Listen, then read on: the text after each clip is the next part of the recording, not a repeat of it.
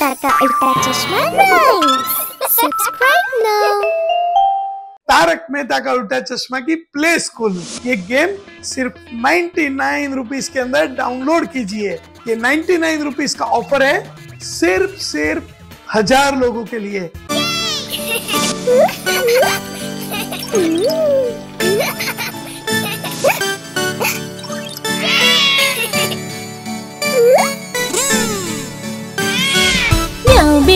म्याऊ बिल्ली कहाँ तू रहू, रानी से मिले हम लंदन गल रही।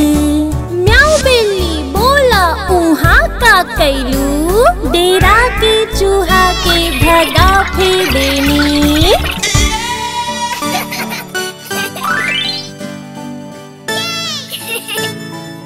ओए पापा जी, ओए पापा जी, ओए पापा जी। म्याऊ बिल्ली कहाँ तू रहू, रानी से मिले हम लंदन गल रही। म्याऊ बिल्ली बोला उहाँ का कैलू, डेरा के चूहा के भगा फिर देनी। म्याऊ बिल्ली कहाँ तू रहू।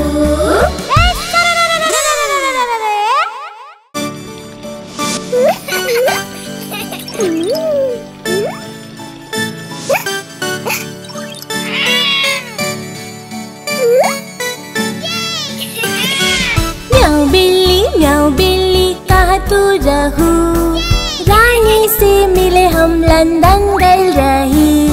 म्याऊ बिल्ली बोला उहाँ का कैलू, डेरा के चूहा के भगा फिर देनी।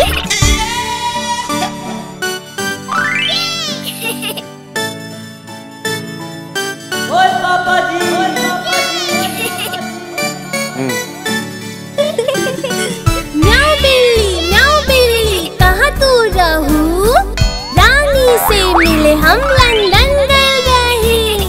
म्याऊ बिल्ली बोला उहाँ का कैलू, डेरा के चूहा के भगा फिर देनी। म्याऊ बिल्ली कहाँ तू रहू।